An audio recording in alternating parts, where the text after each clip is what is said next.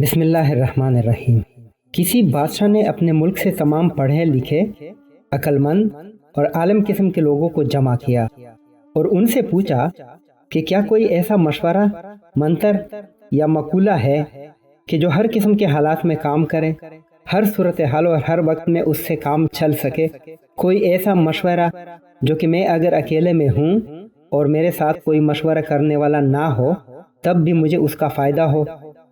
تمام لوگ بادشاہ کی اس خواہش کو سن کر پریشان ہو گئے کہ کون سی ایسی بات ہے جو ہر وقت ہر جگہ کام آئے، جو کہ ہر صورتحال، خوشی غم، علم آسائش، جنگ و جدل، ہار جیت، غرض کے ہر جگہ کام آ سکے۔ کافی دیر آپس میں بحث و مباحثہ کے بعد ایک بوڑھے آدمی نے ایک تجویز پیش کی جسے سب نے پسند کیا اور وہ بادشاہ کے دربار میں حاضر ہوئے۔ انہوں نے بادشاہ کی خدمت میں ایک کاغذ پیش کیا اور کہا کہ اس میں وہ منتر موجود ہے جس کی آپ نے خواہش کی تھی۔ شرط صرف یہ ہے کہ آپ اس کو صرف اس وقت کھول کر دیکھیں گے جب آپ اکیلے ہوں اور آپ کو کسی کی مدد یا مشورہ درکار ہو۔ بادشاہ نے اس کاغذ کو نہایت حفاظت سے اپنے پاس رکھ لیا۔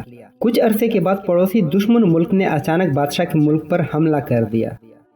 حملہ اتنا اچانک اور شدید تھا کہ بادشاہ اور اس کی فوج کو بری طرح شکست ہوئی۔ فوج نے اپنے بادشاہ کے ساتھ مل کر اپنے ملک کے دفاع کی بہت کوشش کی، لیکن بالآخر انہیں محاذ سے پسپائی اختیار کرنی پڑی۔ دشمن ملک کے سپاہی بادشاہ کو پکڑنے اس کے پیچھے لگ گئے اور بادشاہ اپنی جان بچانے کے لیے گھوڑے پر بھاگ نکلا۔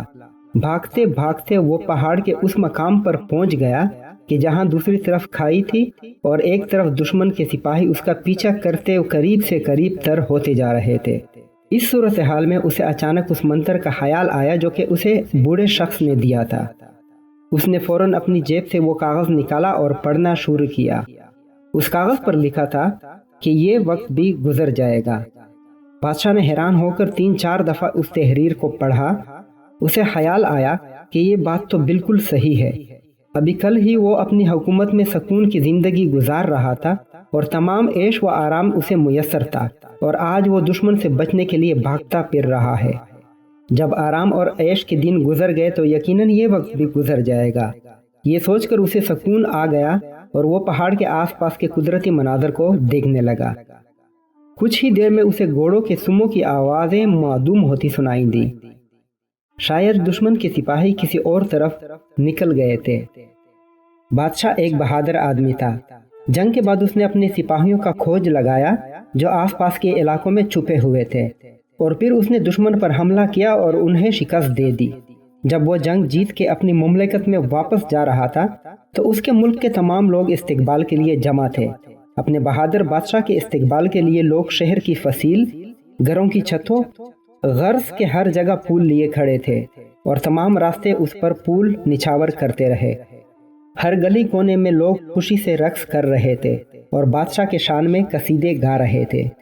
بادشاہ بھی اپنے فوجی قافلے کے ہمراہ بڑی شان سے کھڑا لوگوں کے نعروں کا جواب دے رہا تھا کہ اچانک اسے اس کاغذ کے مضمون کا خیال آ گیا، یہ وقت بھی گزر جائے گا۔ اس خیال کے ساتھ ہی اس کے چہرے کے تاثرات بدل گئے۔ اپنے آپ پر غرور ایک ہی لمحہ میں ختم ہو گیا اور اس نے سوچا کہ اگر یہ وقت بھی گزر جائے گا تو یہ وقت میرا نہیں، یہ لمحے، یہ حالات میرے نہیں، یہ ہار اور یہ جیت بھی میری نہیں۔ ہم صرف دیکھنے والے ہیں، ہر چیز کو گزر جانا ہے اور ہم صرف ایک گواہ ہیں۔ دوستو، ہم صرف محسوس کرتے ہیں۔ زندگی آتی ہے اور چلی جاتی ہے، خوشی اور غم کا بھی یہی حال ہے۔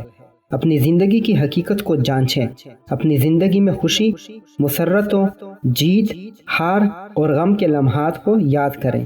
کیا وہ وقت مستقل تھا؟ وقت چاہے کیسا بھی ہو آتا ہے اور چلا جاتا ہے، زندگی گزر جاتی ہے۔ ماضی کے دوست بھی بچھڑ جاتے ہیں، جو آج دوست ہیں وہ کل نہیں رہیں گے۔ ماضی کے دشمن بھی نہیں ہیں اور آج کے بھی ختم ہو جائیں گے۔